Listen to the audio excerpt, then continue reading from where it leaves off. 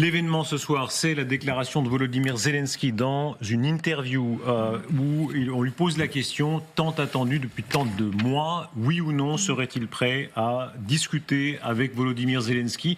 Et coup de théâtre, puisque pendant des mois, les Ukrainiens le refusaient absolument, estimant que jamais il serait question de discuter avec Vladimir Poutine tant qu'il est au pouvoir. Après Boutcha, après tout ce qui s'est passé, changement, Émilie. Oui, c'était une interview qu'il a donnée il y a seulement quelques minutes au journaliste britannique Piers Morgan.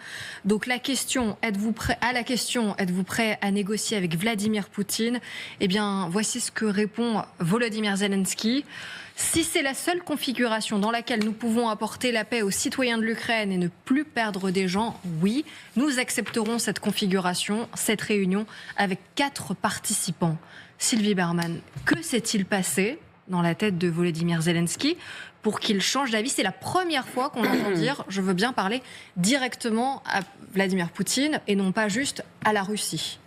Ce qui s'est passé, c'est Donald Trump qui lui a donné instruction de négocier.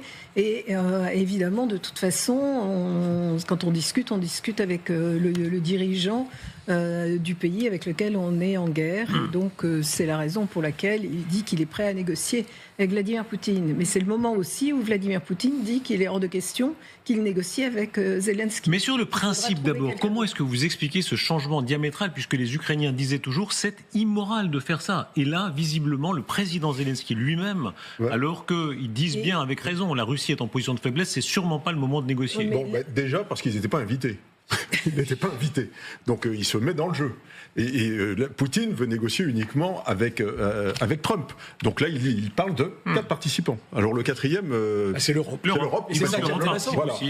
Donc pas invité, ça veut dire, moi je veux bien discuter à partir du moment où on est 4. Donc ensuite, comme il a peu de chances que ça se déroule comme ça, parce que Poutine ne veut pas en entendre parler, eh bien au moins il passe pas pour le méchant. Il passe pour celui qui est ouvert et qui veut Donc c'est pour plaire à Trump. Pas seulement. Alors oui, en fait, il déploie une stratégie qui a été mise en place d'ailleurs avec les Européens et l'appui de la France depuis le début des discussions avec Donald Trump. La première chose, c'est un peu comme, vous savez, à gauche, il faut jamais être responsable de la division. Bah là, c'est pareil, il faut jamais être celui qui dit non sur les négociations. Vous êtes le roi des transitions, en tout cas. Mais il a raison. Face à Trump, aujourd'hui, lui, il dit mais moi, je suis prêt à négocier, je suis prêt à arrêter. Si vous voulez la paix, moi, je suis prêt à la faire. Celui qui veut pas, c'est l'autre.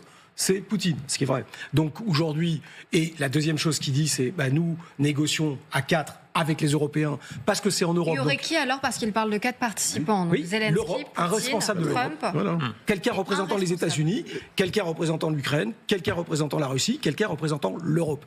Aujourd'hui, c'est le seul qui, de manière publique, dit que c'est en Europe que se passe cette guerre et que l'Europe doit faire partie de la solution. Donc il est en train encore une fois, de jouer pour nous. Et honnêtement, c'est difficile de retourner sa veste à ce point-là. Comme je rappelle quand même qu'avec raison, les Ukrainiens. Si on n'a pas d'armes, il vaut mieux. Avec raison, les Ukrainiens disaient il est exclu de discuter avec Vladimir Poutine. Je rappelle qu'il est sous le coup d'un mandat d'arrêt international. Et là, ils disent le contraire, alors même que la Russie a de graves problèmes financiers, de graves problèmes pétroliers, et que ce serait surtout pas le moment de négocier, au contraire, de se battre. D'abord, il n'y a que les idiots qui ne changent jamais d'avis. Donc ça, je trouve que c'est très intelligent et très habile de Volodymyr Zelensky de montrer, moi je suis prêt à faire des concessions. Et il dit dans son entretien, il dit même le fait de parler avec Poutine, c'est une concession. Donc moi je trouve qu'il se met de la force de son côté parce qu'il aura déjà fait une concession en parlant. Et ça lui permettra de faire beaucoup moins d'autres concessions. Dans cet entretien, il faut quand même souligner une chose, il a insisté sur le fait que si l'Ukraine ne rentre pas dans l'OTAN, eh bien l'Ukraine devrait avoir une garantie de sécurité avec une composante nucléaire. On va revenir à ça, mais disons les choses. Est-ce que ça n'est pas un énorme cadeau à Vladimir Poutine? Il était paria et on lui offre sur un plateau d'être autour d'une table où il y aura l'homme le plus puissant du monde, Trump, où il y aura les Européens. Et où il y aura Volodymyr Zelensky qui a changé d'avis, puisqu'il y avait même ce décret disant qu'il ne peut pas traiter. Visiblement, tout ça est balancé. Oui, mais vous disiez c'est immoral, mais... Enfin, pas de mon point, non, mais la question. Effectivement, ce qui est immoral, c'est de perdre, sinon la guerre, en tout cas des territoires, quand on est agressé.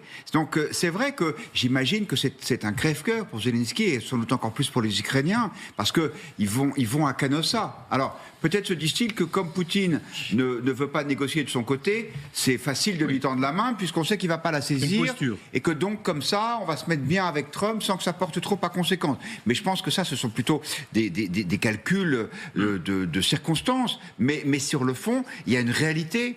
Et la réalité, c'est que les Ukrainiens ne parviennent pas, peut-être parce qu'ils n'ont pas été assez aidés par les Occidentaux, à faire reculer les Russes. Et quand vous n'arrivez pas à gagner militairement, peut-être qu'il y a un moment où vous êtes obligé de discuter avec qui ? Avec votre ennemi. Comment les Ukrainiens réagissent-ils ? Ludmila Totieva, vous êtes familière de nos plateaux, vous êtes justement d'une région où les Russes pratiquent l'occupation, ils ont pratiqué un certain nombre de crimes de guerre. Comment réagir à cette idée qu'il pourrait y avoir, en tout cas sur le principe, une table de négociation avec Poutine ? Je pense que les paroles du président Zelensky étaient prononcées dans le sens aussi, le seul voie pour avoir la paix ou pour avoir la fin de cette phase de la guerre très intense, ça sera de traiter avec Poutine. Il acceptera ça. Et il y a aussi la réalité que l'armée ukrainienne n'arrive pas à récupérer avec tous les moyens qu'on a, qui ne sont pas assez, les territoires qui sont occupés en ce moment-là. En même temps, Zelensky a souligné que la constitution ukrainienne ne permet pas reconnaître l'annexion des territoires qui sont occupés par les Russes aujourd'hui. Effectivement, moi, en tant que la personne qui vient de territoire de Lugansk, je voudrais surtout pas voir ces territoires devenir défaites russes. Maintenant, ce qui est aussi important dans ce que Zelensky a dit, c'est que la proposition que l'Ukraine puisse faire partie de l'OTAN, c'est ça qui va devoir pousser Poutine à effectivement négocier, à avoir cette ouverture vers la voie diplomatique. De cette de règlement de cette phase de la guerre en tout cas. On sait aussi que Zelensky n'avait pas du tout d'illusion sur le fait que dans 2 ans, dans quelques mois, s'il n'y a pas de garantie de sécurité pour le reste du territoire ukrainien, qu'il reste souverain, Poutine va réattaquer encore une fois et de nouvelles forces. Votre réaction sur Poutine, sur la place de Poutine, il faut rappeler, il est agresseur, et sous le coup du mandat d'arrêt de la Cour pénale internationale, pour lui, quelle revanche ? Parce qu'on le donnait pour mort politiquement, il y a eu l'épisode Prigojine, etc. Il va se retrouver, on a l'impression que certains lui demandent même de bien vouloir négocier. Oui, absolument, mais ça, c'est depuis qu'il récupère petit à petit des territoires au Donbass. C'est aussi depuis que les pays émergents, le Sud global, viennent à des réunions à Kazan. Et c'est vrai que sa situation internationale a complètement changé. Mais le rapport sur le terrain, parce que quand vous dites la Russie est en train de s'affaiblir, pas tout de suite, elle peut durer encore quelques années. Mais il y a une autre raison pour laquelle Zelensky se rappelle un petit peu à la mémoire de tout le monde, c'est qu'en réalité, Donald Trump demande des élections et qu'il n'est pas du tout sûr de les gagner s'il y avait des élections qui, pour le moment, sont difficilement organisables parce qu'il y a la loi martiale. Mais c'est pour ça que Donald Trump demande un cessez-le-feu d'abord, des élections ensuite. Et là, le combat va être... Est-ce que Zelensky cherche aussi une sorte de sortie ? En réalité, s'il arrive à être réélu, il aura sauvé la souveraineté de son pays. Il est à Kiev. Il conservera le pouvoir. Beaucoup d'Ukrainiens diront avec raison qu'il a eu un rôle héroïque, historique. Il sera obligé d'aller devant les électeurs parce que ça marche, cette loi martiale ne tient que pendant la guerre. Je rappelle quand même que ça n'a rien d'extraordinaire. Il n'y a pas eu d'élection en 1940 au Royaume-Uni parce que c'était la guerre. C'était 35-45. Pendant 10 ans, il y a eu le même Parlement. Churchill a perdu en 45. Et en plus, Churchill a perdu à 45 avant de voir la fin de la guerre, rappelons-nous, dans le Pacifique. Donc, vous voyez... effectivement, il n'y a rien d'extraordinaire là-dedans, mais il risque d'en payer le prix politique si il capitule. Et ensuite, le cœur central de ces négociations, c'est vraiment les garanties de sécurité. C'est pas tout la ligne de front qui sera figée. Quelle garantie de sécurité ? À partir du moment où on leur dit qu'ils ne rentrent pas dans l'OTAN ou que c'est dans 30 ans, qu'est-ce qui garantit que Poutine ne remet pas le couvert dans 5 ans, dans 7 ans ? Précisément, est-ce qu'on fait un cadeau à Poutine ? Est-ce qu'on va faire d'abord le cadeau de l'image, la photo, de la poignée de main, le temps qu'il aura pour se réarmer pendant cette période où il pourra remonter dans la surenchère. Alors c'est évidemment un risque, c'est un risque réel, d'autant que s'il y a un arrêt, s'il y a des combats et que les Européens prennent ça pour une paix, il y a quand même un risque que les Européens arrêtent eux aussi l'effort qu'ils avaient commencé à fournir. C'est un risque qui est réel, qui existe. On peut aussi le voir de l'autre façon. Je vous rappelais qu'il y a 2 semaines, il y a une interview très intéressante du patron de la brigade Azov. On ne peut pas penser quand même que c'est un mot du genou, vu que, pour ne pas le caractériser plus que ça. Attention à vos comparaisons. J'ai fait le mot du genou. Émilie qui est très elle vous surveille. L'air de rien, moi aussi. Elle vous surveille. Donc, le patron de la brigade Azov expliquait que, du point de vue ukrainien, il était utile de s'arrêter aujourd'hui de combattre pour moderniser l'armée. Parce qu'il pense que ce combat contre la Russie, que la Russie ne va pas arrêter ses ambitions et que ça va être un combat qui va durer sur des années. Et qu'aujourd'hui, l'armée ukrainienne est en phase de transformation et de modernisation. On le voit avec la création qui vient d'être faite des corps d'armée. Soyons francs, s'il y avait des moyens de vaincre, bien sûr. Mais est-ce qu'on n'habille pas un défaitisme? Votre réponse ne convient pas à Darius. Non, mais est-ce qu'on... C'est pas un défaitisme, c'est une défaite. Alors, est-ce qu'on est en train d'habiller une forme de défaite? Parce que si on pouvait militairement reconquérir... Pardon, je pose la question. Si on pouvait réellement reconquérir ces territoires militairement, on ne dirait pas on va faire une pause technique. Mais pas pour le moment. C'est pas possible. Trump est le fournisseur d'armes. D'accord ? On va faire les choses ultra simples. Les armes viennent majoritairement des États-Unis. Il a repris l'aide. À ce stade... Les Américains ont repris l'aide militaire, vous avez vu? Oui, ils ont repris l'aide militaire américaine, c'est-à-dire sans n'avoir jamais donné un F-16 et en ayant donné une dizaine de chars. Donc c'est quand même une aide qui aide à tenir, mais qui n'a pas permis à ce stade de pouvoir passer à l'offensive. Je ne vois pas à ce stade que Trump décide de le faire, sauf si Poutine ne se plie pas à ses positions. Donc la seule carte qui reste à jouer, je ne dis pas que ça va se passer, la seule carte qui reste à jouer, c'est dire... Nous, on est prêts à négocier, c'est lui qui ne veut pas. Et donc, il faut continuer à nous aider. Mais... Qui plus est, et vous avez bien vu que ça, c'est le deuxième truc, c'est on a les terres qui sont les terres rares dont vous avez besoin pour votre industrie, qui sont aujourd'hui dans les territoires occupés par les Russes. Si vous voulez qu'on passe un accord avec les Américains, avec vous, messieurs les Américains, on est totalement prêt à le faire, mais il va falloir aller les chercher. Il sera question des terres rares tout à l'heure, mais j'entendais Guillaume Roquette grommeler tout à l'heure à ma gauche. Vous ralliez un peu en disant mais non, c'est un aveu de faiblesse de la part de Volodymyr Zelensky. Je pense que c'est même une forme de défaite, malheureusement. C'est la reconnaissance d'une situation. Mais oui, c'est ça.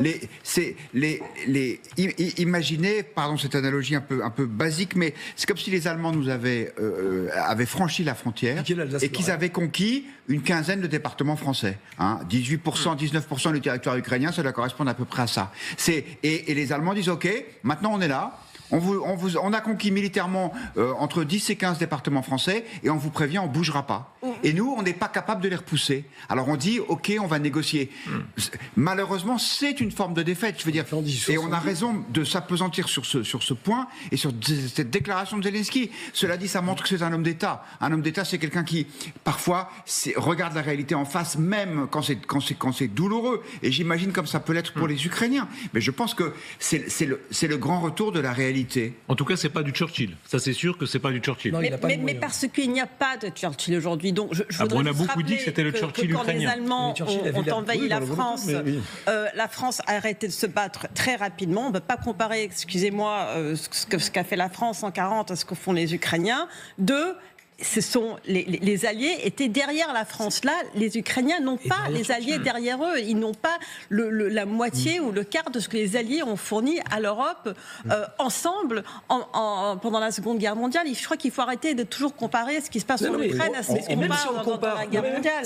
À la limite, même comparons-le. Darius parfaitement légitime à le faire. Mais un des effets majeurs que voulait obtenir Churchill pendant tout le début de la guerre, c'était le soutien américain. C'est-à-dire qu'il a quand même passé des heures et des heures au téléphone, en bateau, en avion, etc., pour convaincre les Américains qu'il fallait qu'ils rentrent en guerre à ses côtés. Et donc c'est bien ce qu'essaye de faire aujourd'hui Zelensky avec Trump. C'est-à-dire qu'il ne pourra relancer l'action et ne sauver la souveraineté. Là, pour l'instant, l'idée, c'est de geler pour sauver ce qui est faisable. Si Vladimir Poutine l'accepte, ce qui n'est pas gagné. Et la deuxième chose, c'est de s'allier la bienveillance, entre guillemets, en tout cas le fait que Trump pense que c'est utile de soutenir les Ukrainiens, c'est la seule chose qui lui reste pour pouvoir relancer plus tard. Alors, Et puis, la grosse différence avec 1941, c'est d'abord que l'Angleterre est une île. Donc c'est quand même pas rien, parce que le fossé anti-char, il fait 40 km et c'est pas facile à traverser. La deuxième chose, c'est que même en n'entrant pas en guerre avant décembre 41, les États-Unis, très très vite, ont apporté une aide. Churchill l'a bien dit. Et Churchill n'a jamais cru à la bataille d'Angleterre, qu'il allait se faire envahir parce que la Navy tenait la Manche. Donc ils n'avaient pas trop les moyens de débarquer, ils le savaient. En revanche, il a dit sa terreur, c'était la guerre de l'Atlantique. C'est ça, la guerre de l'Atlantique. Si les Américains n'avaient pas apporté leur aide dès le début, il aurait perdu la guerre de l'Atlantique, il aurait été incapable de tenir. Ce qui manque aux Ukrainiens, alors déjà, ils ne sont pas une île, ça on a compris. La deuxième chose, c'est des alliés indéfectibles. Et là, véritablement, ils n'ont pas d'alliés indéfectibles, c'est un fait. Voilà, c'est comme Attendez. Sur ce plateau, il y a quelques instants, il y avait Amélie de Montchalin qui rappelait qu'il y avait 450 millions d'Européens. C'est là une des premières puissances économiques de la Terre. Mais pas une puissance militaire, ni une puissance au sens mondial. Ces Européens ne sont pas liés entre eux par une alliance militaire, comme c'était le cas des Alliés pendant la Seconde Guerre mondiale. C'est toute la différence. Et il ne vous a pas échappé que l'Ukraine ne fait pas partie de l'Europe et encore moins de l'OTAN. Donc le lien avec eux n'est pas le même. Il y a quand même un moment où on a dit quelque chose aux gens qui n'était pas vrai. On a dit aux gens, je me rappelle, vous retrouvez toutes les archives, tous les dirigeants européens disent aux Ukrainiens, on vous aidera aussi longtemps que nécessaire, on vous donnera tout ce dont vous avez besoin pour recouvrer vos territoires. Tout ce qu'on a, en fait. Tout ce qu'on pourra vous donner. Tout ce qu'on peut donner. C'est pas tout ce dont vous avez besoin. Mais on a vraiment parce donné qu'on voit tout bien, ce on n'est qu'on pas en avait, économie de guerre. général. Voilà. Et même les Américains, au début, donnaient leur stock. On donnait leurs bateaux, on donnait leurs obus, parce qu'ils n'avaient pas l'industrie de guerre. Il faudrait commencer à développer les chaînes industrielles. Et ça, c'est un problème économique, c'est pas qu'un problème militaire. Ludmila Totieva, vous êtes toujours avec nous. Est-ce qu'on a vraiment fait tout ce qu'il fallait pour les Ukrainiens ? Tout ce qu'on pouvait. Non, je pense que c'est pas du tout le cas. Parce que si les États-Unis étaient sérieux pour voir la défaite de Poutine sur le territoire ukrainien, on ne serait pas là avec vous de parler de troisième année de guerre en Ukraine. Les moyens qu'ils ont fournis, c'était assez pour que l'Ukraine survive dans un état que vous voyez aujourd'hui. C'est-à-dire, on arrive à plus ou moins stopper la progression des Russes en ce moment-là. Mais on manque toujours des moyens considérables pour faire repousser les Russes. Il y a aussi une énorme question des ressources humaines. Et ça, quelque chose que Zelensky aussi a bien souligné dans ses propos, c'est que l'Ukraine, elle a aussi des problèmes démographiques auxquels elle faudra aussi faire face. Et les suggestions de l'administration de Trump de baisser l'âge de recrutement à l'armée jusqu'à 18 ans, ça sera juste un gouffre démographique énorme qui va faire l'impact négatif sur vraiment plusieurs années à venir, et l'Ukraine ne va pas pouvoir s'en remettre. Alors la question aujourd'hui, c'est est-ce que l'Ukraine et le président Zelensky va pouvoir obtenir les garanties de sécurité de la part des États-Unis qui sont fiables, qui sont au niveau de l'invitation à l'OTAN, de faire partie de l'OTAN, qui, dans ce cas-là, vont jouer le rôle d'une sorte de protection pour la partie souveraine de l'Ukraine, le territoire qui est pour l'instant justement sous contrôle des Kiev. Et ça, c'est la vraie question, la véritable question. La place de Poutine, attardons-nous un instant sur Poutine, sur ce retour sur la scène internationale, puisque ce qu'on vit là en direct, c'est quand même un événement tout à fait inouï. Poutine, dont on disait, beaucoup de commentateurs, y compris sur ce plateau, il est très malade, il a le cancer. En réalité, celui qu'on voit, ce sont souvent des sosies. Son économie va mal, ce qui est vrai. Son économie pétrolière va mal. Ils ont de grandes difficultés, l'inflation, etc. Son régime, Gérald Yakovlev dit toujours, il est à deux doigts de tomber. Et on lui fera le cadeau de lui dire, venez à la table de négociation avec tout le monde. Oui, mais le point clé, c'est 3 ans. Cette guerre dure depuis 3 ans et on n'a pas réussi à faire plier Poutine. Donc, est-ce que en continuant 1 an de plus, la situation serait différente? On peut l'espérer, bien sûr. On peut toujours penser qu'il va y avoir un coup d'État, que les Russes vont se révolter parce qu'il y a beaucoup d'inflation et qu'ils peuvent plus faire de crédit. On n'a pas du tout l'impression que c'est vers ça qu'on s'achemine. Donc pour vous, c'est une preuve de responsabilité, ce qui se passe. Je pense que c'est Jacques Lacan, le psychanalyste, qui disait le réel, c'est quand on se cogne. Et ben là, on se cogne tous contre cette réalité, enfin surtout les Ukrainiens, malheureusement, contre cette réalité qui est qu'ils n'arrivent n'arrive pas à faire reculer les Russes. Écoutons un homme qui a fait une comparaison très intéressante. Xavier Titelman, vous êtes avec nous en direct. Vous êtes un des premiers à faire la comparaison avec l'Alsace-Lorraine. Vous disiez, voilà, c'est comme l'Alsace-Lorraine. Il va y avoir peut-être des années, 71. mais pour l'instant, l'Ukraine peut-être devra renoncer à une partie du Donbass et à la Crimée. Mais c'est même pas de moi que vient cette comparaison, c'est les Ukrainiens eux-mêmes. Ils m'ont donné 2 comparaisons, c'est l'Alsace-Lorraine. Vous l'avez perdu pendant quelques décennies, c'est revenu naturellement au bout d'un moment. Et ils font également le parallèle avec l'Allemagne de l'Est. Oui, l'Allemagne de l'Est a été occupée par l'Union soviétique, un régime satellite, et elle a fini par revenir unie dans l'Allemagne de l'Ouest. Donc au final, c'est pas parce qu'aujourd'hui ils n'arrivent pas territorialement à reprendre leur territoire que ça va pas, dans 20, 30, 50 ans, revenir dans l'Ukraine unie. Mais c'est aussi parce qu'on leur donne pas les moyens. C'est aussi une façon de... Quand même, pardon. Vous rappelez l'Allemagne de l'Est, c'est des générations qui ont vécu sous le joug d'une dictature. L'Alsace-Lorraine, c'est des générations qui ont vécu sous occupation allemande. Oui. On peut pas dire ça un peu à la légère en disant bon, ben voilà quoi. Non, puis surtout l'Allemagne de l'Alsace-Lorraine, il faut pas oublier que c'est 3 guerres quand même. C'est 75 ans de crise. Et puis des millions de morts, là, pour le coup, parce que la dernière, c'est 50 millions. Vous rajoutez la Première Guerre mondiale, vous êtes à 70, et puis, je ne sais pas combien, peut-être 500 000 pendant la guerre 70, je ne sais pas très bien. Donc, vous imaginez, c'est 75 ans de crise et des dizaines de millions de morts. C'est vers ça qu'on s'achemine. Bon, je crois qu'il faut quand même réfléchir. Là, je veux dire, ça peut être une solution temporaire, mais figer le front, c'est la victoire de Poutine, de facto. Vous voulez dire que ce n'est pas anodin, il ne faut pas le prendre à la légère. C'est pour ça que attendons-nous ce que vous venez de dire, général. Figer le front, c'est la victoire de Poutine. Bien sûr. Il a 20% du territoire, ça va durer des années. Il peut y être dans 70 ans comme la Corée du Nord, Corée du Sud. Il y a une ligne de front, il y a un armistice, il n'y a pas de paix. Et puis ça peut durer des années comme ça. Et puis pendant ce temps-là, chacun mène sa vie. Hein. Donc effectivement, on se dirige tout droit vers un scénario coréen. Voilà. Est-ce que c'est ce qu'on veut?